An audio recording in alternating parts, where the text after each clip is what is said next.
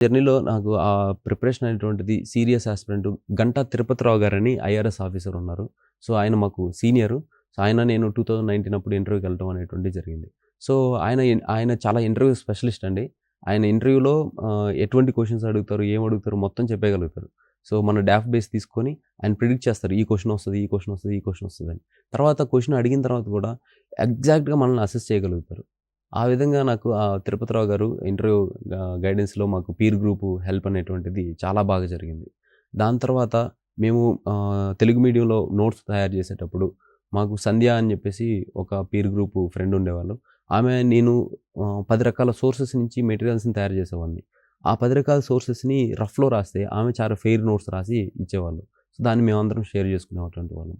ఇలా మాకు మంచి peer group, A group of 3 people అనేటువంటిది మాకు ఏర్పడింది. సో, దానివల్ల మ్యూచువల్‌గా బెనిఫిట్ అయ్యాం మేడం. మ్యూచువల్‌గా బెనిఫిట్ అయ్యాం. ఇప్పుడు తిరుపతిరావు గారికి 2020లో 441 ర్యాంక్, 441 ర్యాంక్ వచ్చి ఐఆర్ఎస్ ఇన్‌కమ్ టాక్స్ ఆఫీసర్‌గా ఉన్నారు. ఇప్పుడు లాస్ట్ ఇయర్ నాకు ఐఆర్ఎంఎస్ వచ్చింది. అండ్ ఈ ఇయర్ ఐపీఎస్ వచ్చింది. సో, సంధ్య గారు ఇంకా అటెంప్ట్ ఇస్తున్నారు. So, despite of having many failures మేమిద్దరం మళ్ళీ వాళ్ళకి కూడా హెల్ప్ చేయడం అనేటువంటిది జరుగుతుంది. ఈ విధంగా పీర్ గ్రూప్ అనేటువంటిది మెయింటైన్ చేసుకోవాలి మేడం.